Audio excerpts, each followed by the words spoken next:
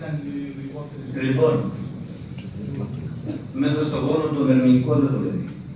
Χρειάζονται υψηλές συγκεντρώσεις μερμηνικού κοντά στα κελιά του γόνου.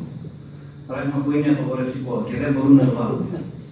Εξάλλου τα μελίσια του καλοκαίρι που μπαίνει κάνουν ισχυρό αερισμό όταν μπει το μερμηνικό μέσα με οποιοδήποτε συγκέντρωση και δεν μπορούμε να έχουμε συγκεκριμένη συγκέντρωση. Αν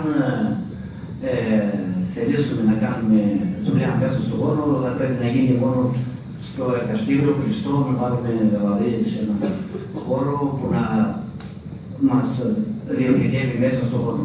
Στην πράξη δεν ισχύει, γιατί όλα τα γράμματα που έγιναν από μένα αυτό το καλοκαίρι και ασχολήθηκα σχεδόν όλο το καλοκαίρι με εκατοντάδες γράμματα, με πολλές διαφορετικές δόσεις.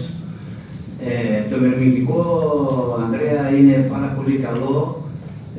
Έχω δει δηλαδή μελίσια σχεδόν να μηδενίζουν παρόα, αλλά πρέπει να επιμείνουμε σε αυτό που είπατε, ότι θα πρέπει να βρούμε το διαχειτήρα και τα πράγματα που θα γίνουν τώρα στη συνέχεια θα είναι να δούμε μέχρι ποια συγκέντρωση, πυκνότητα μερμηνικού μπορεί να μας δώσει αποτελέσματα. Δηλαδή, όσο περισσότερο κατεβούμε, δηλαδή το μερμηνικό μπορεί να δουλεύει και με 40 και με 30 και με 20 και με 10 ακόμη και χωρίς διαχειτήρα, χωρίς δηλαδή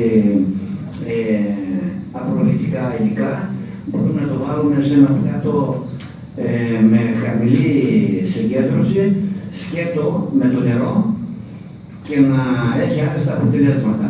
Αυτά σε συνεργασία με τον κύριο Τρασεβούρου θα σας τα δώσουμε νομίζω νωρίς την άνοιξη, γιατί και η κυρία Ταγανάκη κάνει μια δουλειά ως προς την ελεγχόμενη εξάτμιση. Οπότε πιστεύω από τα πρώτα δείγματα που έχω δει ότι θα είναι το φάρμακο της επόμενης εκατονταετίας.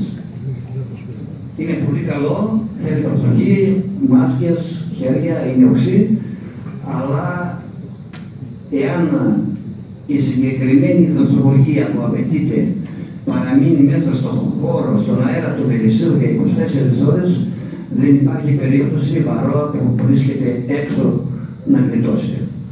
Είναι το φάρμακο του μέγοντος, έτσι νομίζω. Σας ευχαριστώ. Ευχαριστούμε.